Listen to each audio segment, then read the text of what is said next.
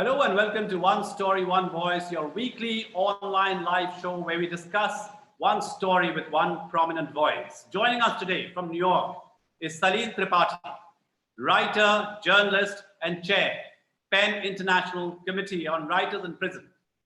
I am Kishaloy Bhattacharjee, and this is being brought to you live by the Jindal School of Journalism and Communication. I usually spend a little time talking about my guest. I'm very curious about people's biodata, CVs. But Salil's is a very long one, and I had to shrink it down to one little word, prolific. Salil has been on numerous positions. He has won numerous awards, various publications, national, international. He's been living abroad for a very long time. He's been in Britain for 20 years. He now lives, he's coming to us live from actually New York. It's about 8:30 in the morning, Salil, right now, there. That's right. And but there are two books, of course, which I will mention because we would like to come to those books later at some stage of this discussion. The Colonel Who Would Not Repent, The Bangladesh War and Its Unquiet Legacy, a book that Salil wrote, and I'd like him to tell us of how he landed in Bangladesh to write about it. And his current book, of course, that he's writing on the Gujaratis, which promises to be very interesting. But let's start by wishing everyone Eid Mubarak. It's going to be Eid Mubarak. Time zones of the world.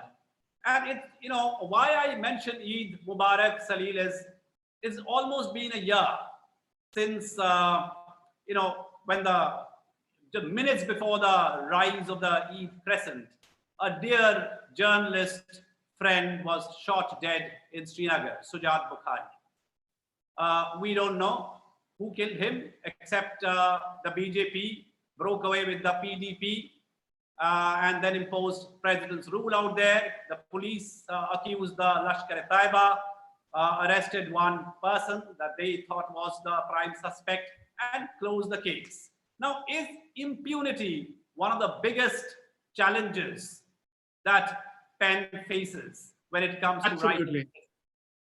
No, it's a very, very major challenge for writers and journalists literally everywhere. I mean, it's particularly gruesome when these crimes take place against journalists and writers and when they die.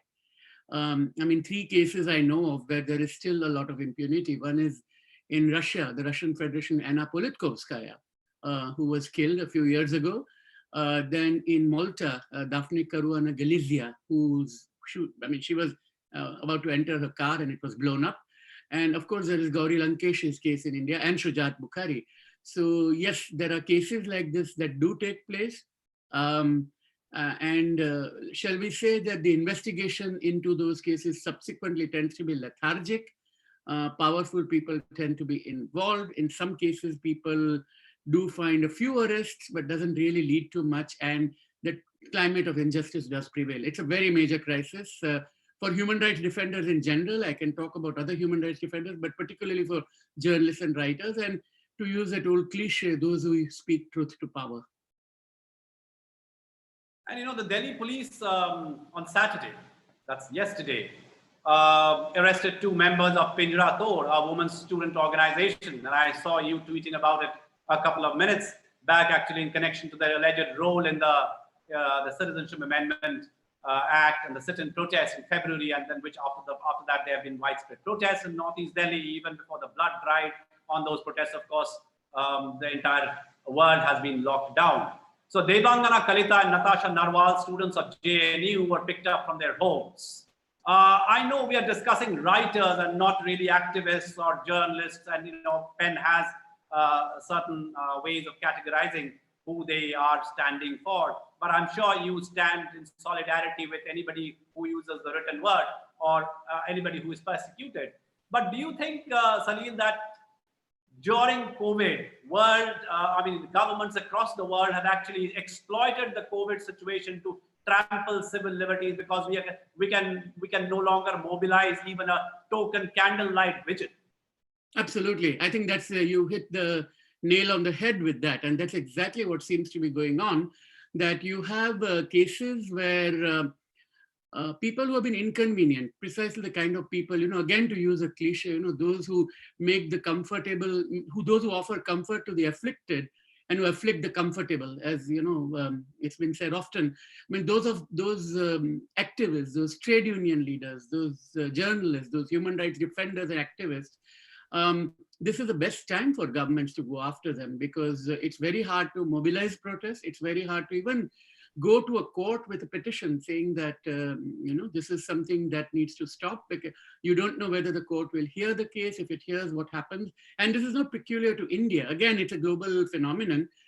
Just a week ago, Martin Lee and Jimmy Lai were arrested in Hong Kong. And now, of course, China has come up with this draconian law in Hong Kong to deal with civil unrest and, basically fast forwarding the basic law, which was supposed to prevail till 2047. And in fact, it's happening within a quarter century rather than the full 50 years. Hungary has done the same thing. Turkey has been doing the same thing. And there are names being announced of people to be arrested in Bangladesh. That is also similar. And in India, it is no different at all. We had Gautam Navlakha and Anand Teltumde, arrested and taken away not long ago. Now, of course, I know that there are charges against them, and those charges should be examined and investigated and so on. But to what extent is custodial sentencing necessary? That's a legitimate question, given that worldwide people are being released from jail, even those who have been convicted because of the COVID situation. So what is gained other than harassment and intimidation by this arrest is a very legitimate question. The space for civil society activism has been shrinking.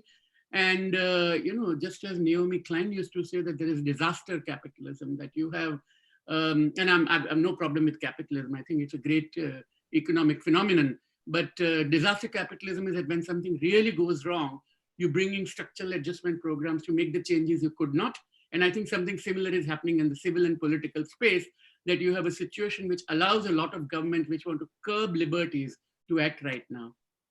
But Salil, what does the government achieve when they crack down in a situation like this? I mean, it was yesterday when the Indian government decided that, anyone above 60 under trial, if they have served 6 months and they're under different categories, if the court allows, they will be granted parole. And out here, they go after people with not very watertight cases and put them behind bars. And what is the government trying to send? What is the message? I can't think for the government, because I've never been in one, and nor do I want to be in one. But I would imagine it's one way to tell people who has the power and a sense of intimidation, that and the whole contract, the social contract, if we were to go back to Rousseau, is always been a consent of the governed. And here it is to say that you may have citizenship by title, but you are essentially subjects. And I think this is what seems to be happening, that the power equation between the state and the people has been changing for quite some time. And I think it goes back further. It started with September 11 and the kind of laws that came in the US and in other democracies to curb freedoms. And it's part of a grand narrative that there is, just as, in 1989, we all rejoiced with the fall of the Berlin Wall and assumption that now it will be democracy that will be everywhere. And it brought with it other problems. And at the same time, now we are in a situation where there's a backlash against it. And there's a lot of populist, nationalistic fury against those who express dissent. Well, in the forward to the case list that you wrote, the case list 2019 of Penn, you invoked that how we may now realize what writers under arrest in prison really go through, but yet we will not be able to experience it fully of the kind of brutality that they go through. I'd like you to spend a little time explaining that feeling, and also giving the audience what Penn is, because we've been talking about Penn, and a lot of people may not be able to relate to that. What is Penn, and how does a university like ours, where do educators and students, how can we get involved in that? Yeah, so I think I'm glad you pointed out, because I've been the chair of this committee for 5 years now, and my term ends next year, and it's a term limit, so I won't be doing it again. But each year I write this introduction to this, and every year I pick on a theme. And one of the things that struck me was that here I am not able to go out. A lot of my freedoms are curbed just now. I live in New York, which is the epicenter of COVID. And of course, if I go without a mask now, certain shops won't let me enter and all that. So yes, I have restraints on my freedom, but they're still manageable. I'm still able to go to the grocery store, to the liquor store, to the pharmacy, and even go for a walk in the park. I'm able to do all of that, provided I maintain the social distancing rule. But the writer who's a prisoner cannot do any of that. So it makes me feel, what does it mean being confined to a physical space which is rather narrow? I live in this one-room apartment, so you can see behind me how that looks. But at the same time, I have access to the internet. I can talk to you. I mean, if I'm genuinely a prisoner, of some state, I would not have this access. I would not have access to the books that are behind me. I would not have access to libraries except certain books that I can access to. So I think there are lots of restraint that comes. So at least it allows us to understand. I'm not saying empathize fully, because this is not the same as what a writer goes through. And this is only the condition itself. I mean, we know from the cases of other writers who have no idea if they will ever be able to get out, who have sometimes been tortured. Sometimes their health has suffered. I mean, Liu Xiaobo, the Chinese Nobel laureate, who was also the honorary president of the Independent Center for Chinese Writers, for PEN, and he wrote the famous Charter 08, which was the declaration of the Universal Declaration of Human Rights in Chinese. And for that, he was taken away in jail, and he was released on medical parole, but he died when he came out, and he got the Nobel Peace Prize. We simply don't know what they go through. I mean, we know the cases like Solzhenitsyn and others in the past who had to actually do hard labor in Gulag. So what a writer actually goes through, we never understand, but at least we are getting a glimpse of it. So what PEN tends to do, PEN does many things, but one of the key areas of its work is basically to defend the freedom to write and defend the freedom to read. So those who wish to write, and they're doing so peacefully, and they're not spreading inciting violence, let me put it that way, the hate speech doctrine, so long as they're not doing any of that, PEN will defend their right, even if there's a fundamental disagreement with whatever they're saying among a lot of people. So, I mean, we have spoken up, we have members who are Jewish, who are Israeli, and yet we have supported a Palestinian writer who was in jail, Darin Tatur, who was in jail because of a poem she wrote. There was a controversial case of David Irving some years ago, who was denying Holocaust, and he was arrested and he was charged in Europe. And PEN did stand up for him. And the most celebrated case everyone knows of in India is of Salman Rushdie, when the book that he wrote, Satanic Verses, its import was banned in India, and other countries banned the actual novel. We spoke up for him, and we would, unhesitatingly. And same with other people in India that we have spoken about. The cases that involve the subcontinent include writers like Taslima Nasreen. So these are the prominent ones. There are lots of other cases in our list that you will find who are not so prominent, who have been, so we stand by them. The other thing we do is translation. We promote translation, we encourage, we don't believe that there's only 1, 2, or 3, or 4 major languages in the world. There are many languages, and all of them matter. So there's a translations committee. Another committee is about peace, and this is a legacy of the world wars, that during the World War, it was felt important that writers of countries at conflict, if they meet and talk to each other, that's a good thing, because it promotes the so-called second track of diplomacy, if you want to look at it from a realpolitik perspective. And yes, so writers from countries which are at conflict can talk to you, and they talk about peace. That's the third part. And one of the most important committees we have is called Women Writers Committee. And we had a women's manifesto out, which was basically to say that women have the right to roam freely, women have the right to write, women have the right to be heard, to speak, not to be intimidated, not to be insulted, and not to be subject to threats, not to be subject to threats of sexual violence, and not to be subject to violence per se. All of that is part of the Women Writers Committee, which also is a very active part of it. Those are the 4, and otherwise we express solidarity with writers worldwide. Let me interrupt you, Salil, out here, just because since you mentioned about women writers, and it had occurred to me that whether they're in terms of gender division, are women writers persecuted more or harassed more? Is there a count? Do you have that for that? So the problem, you mentioned our case list, and we have mentioned 212 writers who are, our cases, and last year it was 205. it's very, very hard to come up with statistical evidence of that, because if we were to look at a census of it, you'll probably find that there are more men than women who are in prison, but that's only because those are the cases we know. There are other writers who sometimes are not in jail but are persecuted. Let me give the example of one Bangladeshi woman blogger, and I mean, she's now in a safe country outside Bangladesh, and we were partly responsible for helping her get out of the country. But I remember that, you know, for a long time she was in. This was after the bloggers were being killed. One left after Abhijit Roy and so on. And I remember that she used to write on feminism and criticize religion, both Islam and Hinduism. And when she started doing that, she started receiving threats. And when she went to the police apparently told her two things. One is that, you know, why don't you take a different route to go in and out of your house every day? So rather than offering protection, they were offering this suggestion, which is useful, but it doesn't really keep the guys with the machetes at bay. And secondly, the policeman said, but you know, you're a woman, why don't you write on flowers and cooking and something like that? Why don't you write on all these male subjects? I mean, he didn't use the word male subject, but that's what he was implying. Now, would she be considered as a writer under threat? Yes. Would she be captured by any statistic? The answer is no.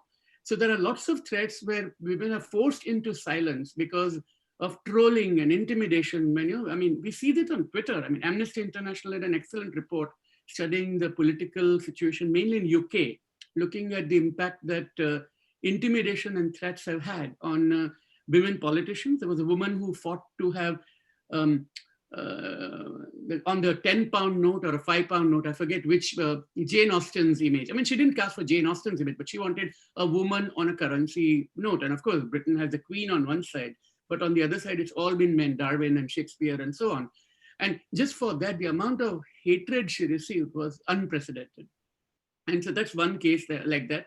And there have been several cases like that where, I mean, she persisted and she won in the end. And, you know, Jane Austen did get on a currency note after that. So which is a good thing. But this is the situation that we have. So it's very hard to track down and come up with a number saying that are they more or less. But the fact is that more women face threats of physical and sexual violence than male journalists. That is certainly the case. You know, PEN has been monitoring persecution on writers, artists for over a century now. Has the world coming to century? Next year is our centenary, sir. Okay. Has the world become a better place or worse off? My guess is that it's still the same, but tell me I'm wrong. It's very hard to say better or worse because you will always find some examples which give you a lot of encouragement, and then suddenly things go bad. I mean, you know, two good examples from Asia are Malaysia and Myanmar. I mean, in 2011 and 12, we were also excited that, you know, Aung San Suu Kyi might be the next head of the state. And, you know, she had herself been in jail. We used to campaign for her freedom. She has written 2 very good books on Burma, as she calls it. And we defended her rights of people like Mathida, and who founded PEN in Myanmar, and Ne Pon Lat, another great writer from Myanmar. We did all of that.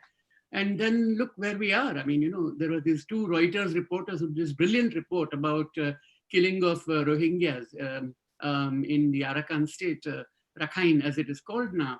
And Walon and Chao Su-u, they were the 2 journalists who had been jailed for that. And that happened in her time. Another friend of ours called Sawai, who's a poet, very fine Burmese poet. He's facing prosecution now for defaming the army. I think that's the charge against him. And a very fine poet has been to India. And if I'm not mistaken, I mean, I think Ashok Vajpayee's Raza Foundation has helped publish one of his books in India. So you have cases like that. Again, Malaysia, you know, 3 years ago when UMNO lost power, we all thought it's a great time for democracy and freedom. And then, of course, there was this change in government, and now they're going after journalists and activists who are speaking out against the laws which are victimizing and stigmatizing migrant workers over the COVID crisis. And there's a journalist who's who writes for South China Morning Post. She is facing possible prosecution over her writing. So you think that things change and then suddenly they go bad. And there are other countries where we always thought that these things could never happen here. And then those countries start to nosedive. I mean, you know, in 1980s and 90s, who would have thought that Hungary and Slovakia and countries like that would have issues because they were all part of the Berlin Wall falling down and coming and becoming more democratic places. But those are difficult places now. You know, you've been advocating this issue for several years now, Salil. Which is the story closest to you? Tough to tell, but I do feel very strongly about the whole Salman Rushdie episode. I mean, and I'll tell you why, because I mean, for people of our generation, I suppose, in a way, Rushdie is a writer who made us believe we could do it in English. You know, we could own the language and write it as if it was our language, which it is. I mean, it is an Indian language. And he did that with Midnight Children. And, you know, I grew up in the same part of Bombay as I call it, and many people will call it, and Rushdie calls it. If we were speaking in Gujarati, I would have happily called it Mumbai. But since we are speaking in English, I'll leave it at that. But Rushdie writes about it, you know, Breach Candy and that area. And he spoke to us in a language that we, and then he was a matter of great pride after he won the Booker Prize. And then a few years later, he writes Satanic Verses, which is completely distorted by people who wanted to interpret it in a particular way by saying that this is an attack on a particular religion, whereas all he was doing was writing about a man losing his mind and hallucinating, thinking that he was a founder of a great religion, and actually satirizing the guy for his, and basically talking about hybridity and what migration does to people. It's one of the critical novels to understand the last century, and probably this one too, especially. And he wrote that, and then to see India being the first country to prevent its wider dissemination was terrible. And I used to work for India Today in those days, and I remember writing both an editorial. We used to have it was called Comment, page 1 as students do. And I wrote the comment opposing the ban that was announced at that time. It's never signed, so if you go back to it, you won't find my name there, but it's a matter of record that I did write it. And then I wrote a cover story about the fatwa that followed from that. I mean, and I just thought that how could anybody threaten to kill a writer? It just doesn't make sense. And you know, if you don't like a book, shut it, argue with it, write another book, campaign and tell people don't read this book because it's terrible. All of that is fine. That's part of discourse. But to threaten to kill and actually, you know, or kill as it has happened with some other writers, you know, Rushdie's Norwegian publisher was attacked by a gunshot wound, and he, Willem Nygard, he has been with PEN Norway for many years. He's been its president in the past, very good friend of mine. The Japanese translator was stabbed and killed. In London, one of the bookstores at that time was threatened with a bomb attack. And since then, it has been going on like that. I mean, it's not unique to just that case. It was a kind of a landmark case for many people, coming of age thing. I was in my mid-20s when it happened. But yeah, I mean, that story has stayed with me. And every time I say that, look, this happened and we spoke out against it, and that's why people feel it is wrong. And we must continue to do that every time another writer is attacked, wherever it might be. And I'll take this opportunity at this point of the show to request the listeners, the viewers, to please start asking questions, because in about 10 minutes we will take questions, and you know, there is our team which will be passing on the questions to us, and Salil and I will try and answer your questions. So please start typing in your questions. And Salil, to come back to the discussion, when we decided to call this program or episode "Writers in Prison," I was going through two of my very dear books that I have been carrying for a very long time.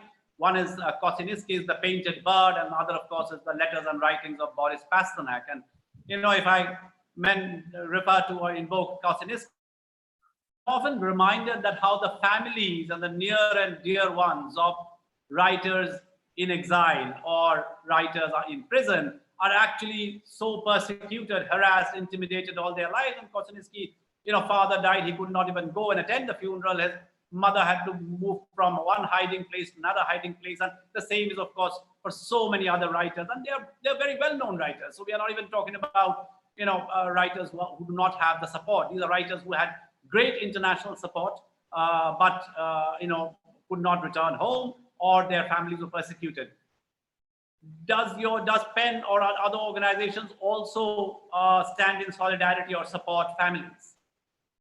Well, yes. I mean, there is a small fund we do have, which is not. I wish it were generous. It can't be because it's a small fund and it's through contribution, voluntary contribution, which does sometimes offer financial support to the family, and yeah, which may be not a large amount at all, but it probably can go very long way in certain countries.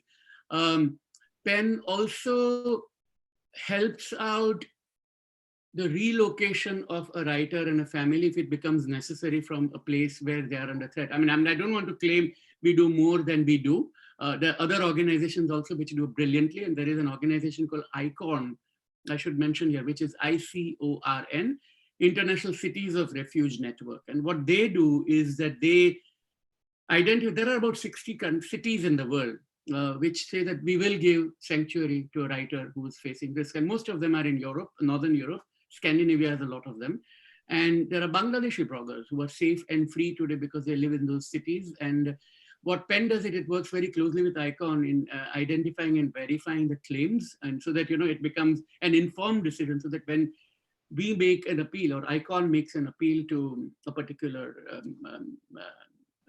city mayor, then it's based on solid evidence and grounding, that it's not somebody who wants to migrate out of the country for economic or any other reason, but it's basically because of the persecution. These are temporary residences ranging between 6 months to 2 years, but very often the writers want to go back, very often they don't want to go back, and they're able to find other ways of staying there. So that's another thing that PEN tends to do, but I don't want to have to be realistic, that we don't want to raise expectations that we have, because we are a bunch of writers who feel strongly about this, and we can only have a moral appeal and appeal on the grounds of facts and human rights, that this ultimately these decisions are sovereign decisions made by governments, and it's not an easy time. I mean, COVID apart, but even other than that, with the refugee crisis and the perception that there are too many foreigners coming into the country, given all of that has been going on in certain countries, there has been a certain amount of backlash too.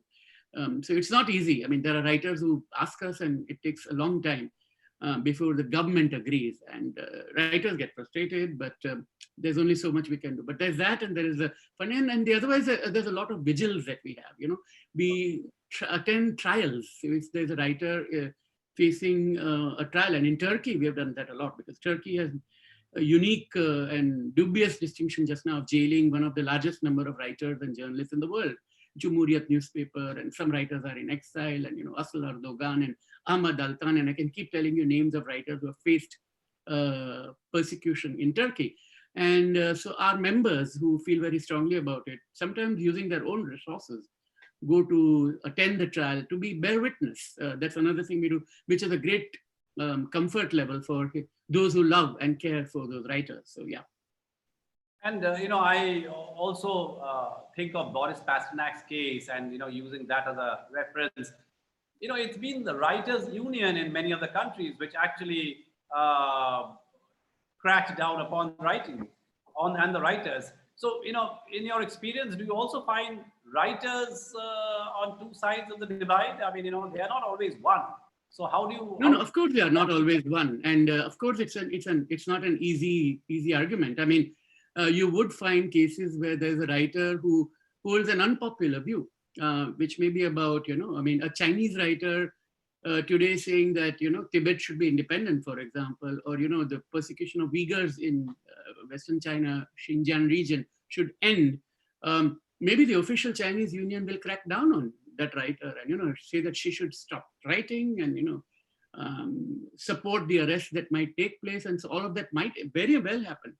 That kind of nationalistic fervor. I mean, when the writers returned their honors, the Sahitya Academy and other honors in India after the killings of Kalburgi and Dabholkar and Pansare, by and large, I mean, people were not, there was a criticism of that from some journalists, some television anchors were calling them Award Wapsi gang and all of that. I mean, one would imagine that journalists would not join in this kind of witch hunt against those writers, but it did happen. So you're absolutely right that there are writers who fall on the different sides of a divide, and some issues are contentious, and in a way that's not such a wrong thing, because it would be terrible if all writers had only one view. I mean, the diversity of opinion is always good. those should be always get resolved through debate and conversations, and not by the law and not by intimidation, and certainly not by violence.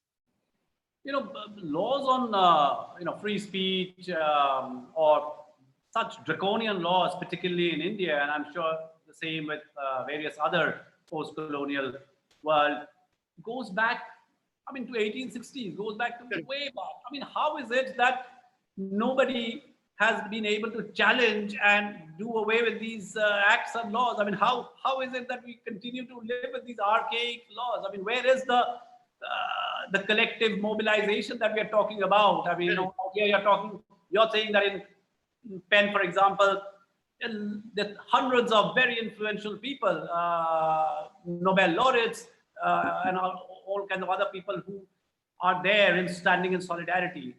Is it believable that we still have to continue with such laws without anyone challenging them? No, I entirely agree with you. But I think what tends to happen, and if you go back to, again, I think it's a line in Midnight's Children, where he says that on the midnight of 14th August, 15th August, 1947, a lot of brown people overnight turned white, is what it says. And, it's a very colorful and metaphoric way of saying exactly what happened, that people who were freedom fighters, once they got power, started restricting the very freedoms that they had fought for, because they didn't want others to get those freedoms. And this is, again, not peculiar to India. I've seen it in Senegal, for example, where there was a freedom fighter who was in jail. He became the president, and then he almost refused to leave. And it became he had 2 terms and he stood for the 3rd, and it became fairly tragic, the end after that. What we know about Aung San Suu Kyi is another example like that. So just because somebody is a victim and then becomes someone in power doesn't necessarily mean that they will bear in mind the interests of other victims, and they will probably use the same laws that are at their disposal to continue to intimidate. And it goes back to the citizen versus subject the argument that people have, about when they're talking about what is the role of an individual in a society. That, so long as they are not seen as citizens, so long as rights are seen as privileges granted to people, this problem accentuates even further. And I think that probably is at the heart of it, that there's a lot of reluctance among a lot of people once they are in power to talk about, and this is not party political at all. In India, for example, the Congress party might say we are all for free speech, but its own record of banning books and, persecuting writers is hardly something to be proud of. And of course, it's been in power much longer, so more writers have faced threats and intimidation in its rule than what we find otherwise. But the others are doing no better. The current government says that, we are all victims of emergency, but then they're acting in ways that doesn't make, that makes you wonder that, did they learn anything from what they had gone through at that time? So this is a perpetual battle between those with power and those who challenge power. And I think that's exactly what's playing out in country after country across the world. Salil, just to move away before we take the questions to your work in Bangladesh. You first went to Bangladesh in '86 to report out there, and then you, of course, years later ended up writing this book. What is your connection, love with Bangladesh? And is Bangladesh a country where, where writers' freedom is also curtailed as much as part of the other parts of the subcontinent? Definitely. It's sad because, it's a country of Tagore and Nazrullah, after all, So, Tagore is ours, as in India, but Tagore is also theirs, as in Bangladesh. Ours and theirs can be very nebulous terms here. And my reason I invoke Tagore is precisely because of where the mind is without fear and the head is held high, that famous poem that so many of us know by heart.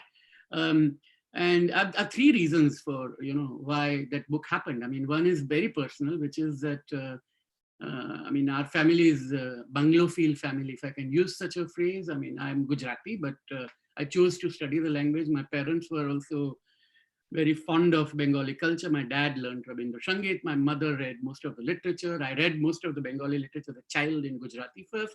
And then later, of course, I decided to study it because I wanted to see Bengali films without subtitles. And so I studied it for 2 years. I can read it slowly. I can write it even more slowly, but I can understand it reasonably well. So that's the personal part. The second is the war. I was 8 or 9 or 10 maybe when the war started. in 71. Yeah, so I was just turning 10. And I have memories of it, putting black sheets on the windows and listening to the home guard saying lights out, and seeing I was in Bombay in those days, so seeing the glares and flares being sent, when the fear that Pakistan Air Force might come and attack Bombay, all of that was there. Making food and taking it for the soldiers at Victoria Terminus Station, as it was the Chhatrapati Shivaji Terminus was called in those days, because soldiers were going and we were bringing food for them. So all of that, and the refugee crisis, I mean, that was a very vivid part of it. So there was that personal connection. And the third is that I've been working in human rights now for several years, and the whole idea of impunity, that if you commit a war crime or crime against humanity, is there any justice? Is there a quest? And Bangladesh had waited 40 something years for justice. There were people who had killed, Mujibur Rahman, and who were allowed to re-enter the country. Some of them, one of them even ran for president. And in 1986, the story that you talked about, I was in Bangladesh and I interviewed Colonel Farooq, who was one of those who actually commanded the tanks that went to Mujib's house in Donmandi, and that led to the assassination on August 15, 1975. So that history was very vivid. I loved the culture, and I had an intellectual interest because of my interest in human rights. So all of that came together to write the book. Now, is Bangladesh in a bad place? Yes, the answer is true. I mean, we know of at least 10 or 12 bloggers who have been hacked and killed in the last 3 or 4 years, Abhijit Roy onwards. We also know of others who have been slashed. One of my friends has been slashed, and he's now in Norway and runs a magazine called Shuddha, which is basically the pure sound. I suppose Shuddha is what it means. And Tutul, we call him, Amadur Rashid Tutul, and he runs that magazine from there. I've written for it once.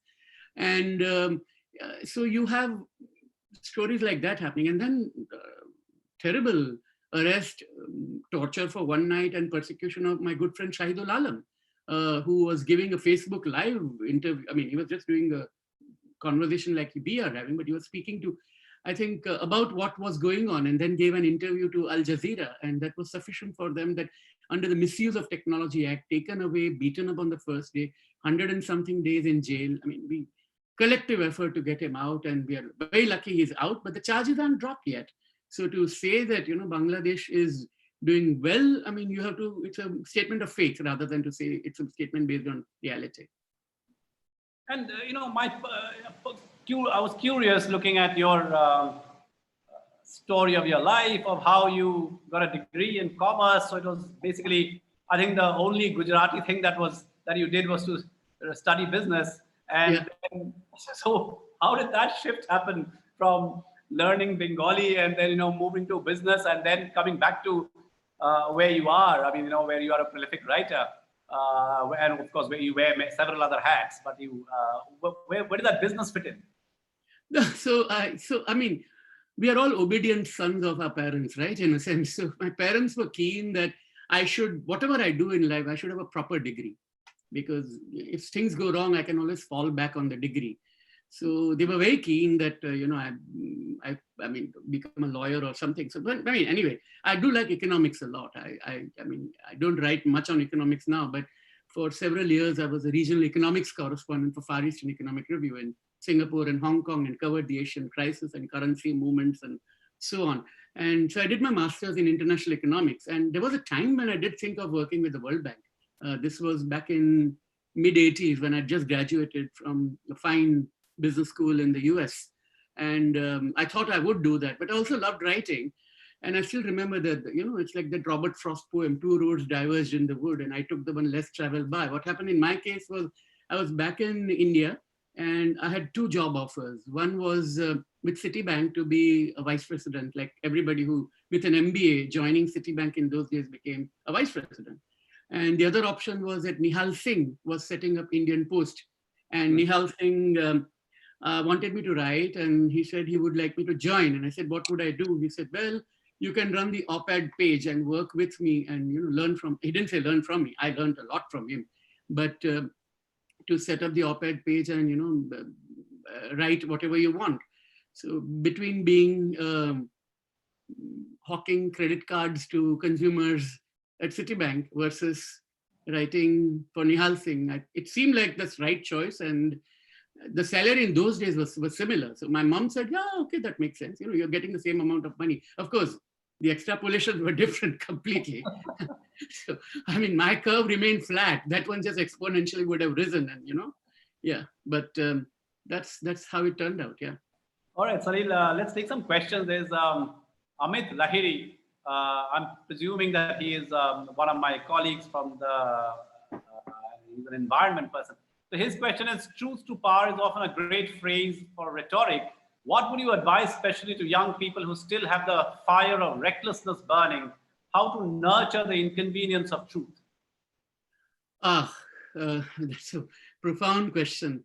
I think the speaking truth to power is a good starting point to have, but also to recognize that truth is not exactly Pontius Pilate. I go back to that. It varies, and so be constantly in constant search for truth, and especially when there are issues which have differing opinions. And if it's an environmental issue, it's a very interesting one, about people versus planet. I mean, that does become an issue. It's very easy to say that stop coal altogether tomorrow because it's polluting the environment, but it might be the cheapest source of fuel for people. So speaking truth to power would mean stop coal mines, but I would probably say that yes, but then also uphold the rights for either other natural forms of cleaner fuels, or make it possible for people who are really poor to access fuel which is inexpensive for cooking, and in cold countries, for heating. And unless that is done, then it becomes a very convenient form of truth, which is only suitable. It's a bit like, the Western world telling India not to have cars, but instead of public transport and use bicycles, which is great as an idea. But I mean, the inhuman conditions in which people travel in public transport, or, family of 5 on a little motor scooter is itself a degradation. I'm not saying it's a human rights violation, but it degrades human dignity. So unless there are solutions there, truth itself is a fairly complex idea. So approach that truth humbly is what I would say, rather than say that I know it and it's like, not have a religious fervor around truth, because there are too many people who are religious who say they have the truth, and that's a problem. There's Nikhil Bhatia, and he says that how much did the stories of Bangladesh war I'm not getting the word, but or whatever books inspire you? How much did the stories of the Bangladesh war inspire you? I suppose that's the question. Oh, okay. No, I think it did. It was extremely inspiring. I mean, in the sense that I didn't, when I went in 1986, I hadn't read anything when I went there.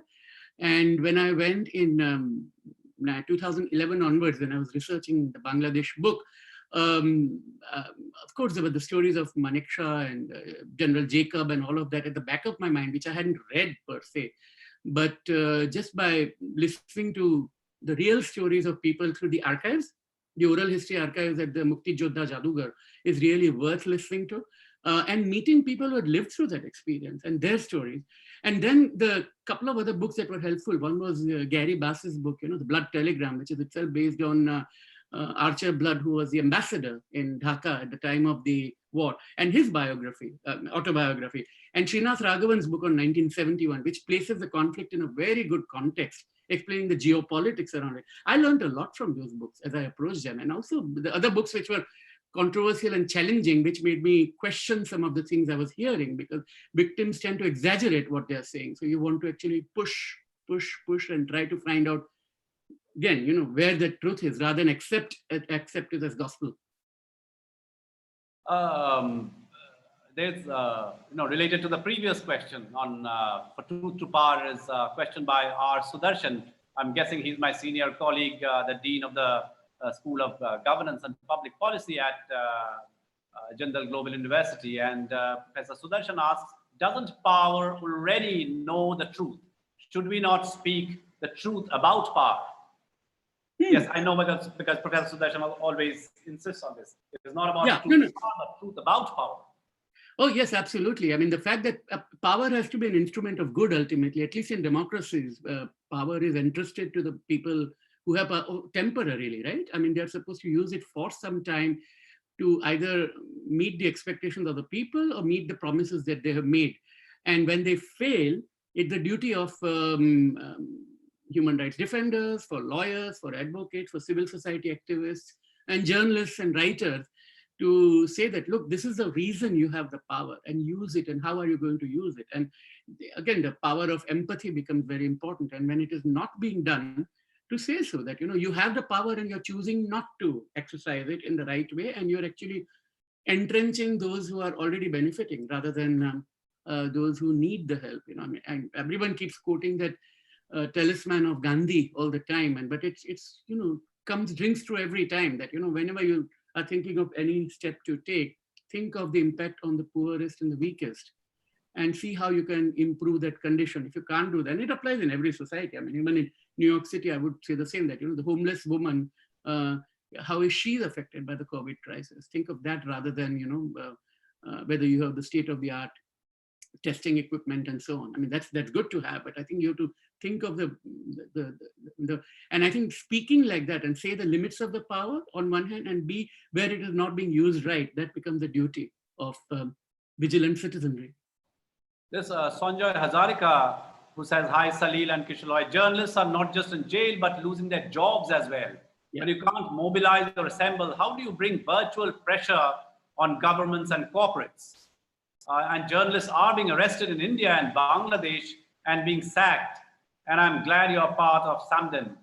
Yeah, I mean, what can we do? I mean, we can't go to Jantar Mantar, not that Jantar Mantar candle vigil really helps, but, we can't be on online platforms and mobilizing. Will that help? I mean, what is a road map that you have, or, internationally able to build pressure? No, I think the question Sanjay raises, and he's a very, very old good friend of mine. We go back to 1980s again. So wonderful to hear from you, Sanjay. But I think the question he raises is a profound one about the economics of media today. I mean, the fact is that, the day media companies decided to give away the store by making their content available for free, the problem started, because when the advertising vanished from their mediums to other mediums, they had literally nothing to fall back on, because people were used to getting media for free. And there is still no way. I mean, everyone shares original reporting from newspapers on Facebook and Twitter and all of that. And Facebook and Twitter pay nothing to those news organizations. Just imagine if every story you share on Facebook, and if Twitter, I mean, there's a statistic that says that each customer's data is worth $50 for Facebook, ultimately. I mean, right? Think of, extrapolate over the 2 billion people they have, and you'd realize what is their revenue. So if out of the $50, if $10 per medium, I mean, was sent back to cost of royalties, that would be good. But in its absence, a crisis like COVID becomes an opportunity for bottom line driven publishers and corporations to, try to streamline. And I think the way around it would be for, subscription-based models. More and more people will have to start moving in that direction by agreeing and be willing to pay. I mean, the number of times I hear, even among journalist circles, if I post a story, let's say from Financial Times or Wall Street Journal or even Business Standard for people to read, they say, oh, it's behind a paywall. Can you send me the PDF? No, it's like $2 or 100 rupees or 5 rupees, whatever it is. Why can't we pay for it? I mean, if we journalists don't pay for content, why should we expect the readers to pay for it? And I think we have to value our own work, and we have to think of alternative means. How Wire and Scroll are trying to get readers to support, because advertising may or may not come back. I mean, particularly after COVID. But we have to think of ways in which we can harness some of that revenue, because relying on the state for benefits is not a good idea at all, because then you create another kind of patronage, which is not at all nice. There's another question by Ashima, who asks, we conceive social media as a space where anyone can share their opinion, but even that space has been targeted by putting people behind bars for 30, 40 days. These people may not even be writers or journalists, but people who merely choose to share their views with the written word. Why are these people perceived as threat? I wish I knew. I mean, that's a very good question, but we've had that, right? And I think in Maharashtra, I remember there was a young woman who had said something about Bal Thackeray's death, Yeah. saying that, yeah, I think she said that, why is the city closed down for that for so long? And another young woman clicked like on it, and not only were the two arrested for a while, but I think one of them was the daughter of a doctor, and the father's clinic was ransacked by people who went down and did that.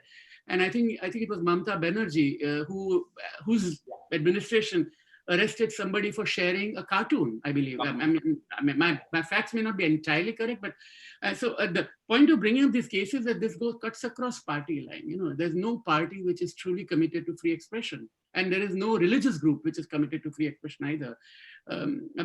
Freedom of speech is for freedom for me to say what I want, but I don't want to listen to you. And if you do speak out, you don't have that right of free speech. I think that's the fundamental problem with what's happening on social. And there's nothing wrong with people shouting at each other on social media. You always have the mute button or block button and so on.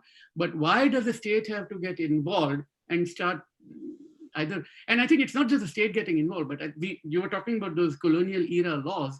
India does have laws, and India is not the only one. Singapore has them, Malaysia has them, Kenya has them, which basically allow literally anybody to use a doctrine like sedition or use a doctrine like disrupting communal harmony and go after somebody, saying that, oh, he offended my feelings, and saying becomes a republic of hurt sentiments. All the countries are becoming republics of hurt. And if your sentiments are that sensitive, meditate or do something to feel stronger about it rather than stop others from speaking. There is, we are running out of time, but let's take the last two questions because they're already here. Ayushman Sabu is asking, what advice would you give to a business student, since you have been one, who wants to move into the field of human rights? Wonderful, excellent. Please do. I think companies can do with that kind of thinking. I do work 2.5 days a week with the Institute for Human Rights and Business, where we try to inject corporate accountability. To improve human rights in the corporate setting, you don't have to join a human rights group. You don't have to be part of government either. You could actually be in the company and be the force of change. I've done a fair amount of work on LGBT rights and business, for example. And I can tell you the number of companies where the change has come from within, by champions within companies, Microsoft, GE, IBM, Deutsche Bank, PayPal. I can go name companies. And in India, it is the Lalit group of hotels and Godrej group, where people have become individual champions in the company to eliminate discrimination. And I think, the LGBT battle India seems to be winning it well, but there's still the battle of gender. There's still the battle of minority representation, and still the matter of Dalits in corporation. And I think more and more people who have the sensitivity to enter the corporate sector and corporate sphere with those views, our workplaces will be better. Okay, let's take the last question then. Kunj, with the continuing arrests of students, scholars, journalists, and the ongoing lockdown, how does one dissent in a time like this? What should be our next step, specifically with the Citizenship Amendment Bill issue? Yeah, so I suppose. I don't know. I'm not a. What can I? It's a tough one to answer, because how public protests will be allowed in future, I simply don't know. There's still a lockdown, and in a lockdown, it does make it very hard for people to come together. And I think the people who gathered at Shaheen Bagh were incredibly responsible when they said that, we will move because it might create an issue. And so I think that whenever larger gatherings are being permitted, so long as the gatherings remain peaceful, the critical part is, peacefulness. The protests and demonstrations have got to be nonviolent and peaceful. So long as that is in place, that is one way forward. Using the courts is another way forward. Especially if gatherings are allowed and certain gatherings are not being allowed. Nobody should lose faith in the judiciary, however difficult it might seem. Use, online protests have only a limited value, but to make sure that, be part of that universe, so that people, you're not alone. And the last thing that people have in their hands is, of course, the vote. Vote wisely every time. It doesn't mean which way you want to vote, but at least take an informed decision. And to get people to take that informed decision, requires mobilization, free expression, right to participate. And how to do that is going to be even more difficult and even more controversial, given that everyone might have a phone with an app which can find out where you are going and who you are meeting. And therefore, to keep fighting for that hard-won right of privacy that the Indian Supreme Court granted some years ago. I will wrap up now, and but before that, I've talked about Kosinski and Boris Pasternak, but I can't wrap up the show without talking about Anna Akhmatova. So, how there have been writers who had the opportunity to leave their country and escape, but like Akhmatova did not do that. And I think in one of her poems, A Dream, which best captures, of course, various, the times that we are living, where she says that we met in an unbelievable year when the world's strength was at ebb. Everything was in mourning, everything withered by adversity, and the only graves were fresh. Without street lights, the Neva's waves were black as pitch. Thick night enclosed me like a wall. That's when my voice called out to you. Why it did, I still don't understand. And you came to me as if guided by a star, that tragic autumn stepping into that irrevocably ruined house from whence had flown a flock of burnt verse. She was talking, of course, of her close association with Isaiah Berlin, and but I always remember Akhmatova during times like this, times of extreme adversity, particularly with for writers and artists. But thank you so much, Salil. I hope we can continue this conversation, and when I'm saying continue the conversation, not exactly between you and I, which we will do anyway, but between writers in prison committee and students and educators at large. I think we need to have far more, many more conversations to build that solidarity. And thank you so much to my research team of Anjana, Ashima, and Shambhavi, to the IT team, Vidyut, and to the marketing team led by Nagendra. Thank you, Jindal School of Journalism and Communication. Next week, same day, same time, we will be coming back with you and we'll be discussing music next week with Vidya Shah, another friend of Salil, I know. And last week we discussed hunger. This week we are discussing freedom, the writer's freedom, and next week probably the musical freedom we'll be discussing. But we want our listeners, our colleagues to write in. Tell us, who do you want to listen to? What are the issues that you want to raise to? Because we want to create a space where we can, without having, usual talking heads that you have, but have a more meaningful, substantive discussion. Thank you so much. Good night. Good luck. Stay safe. Thank you so much. Yeah.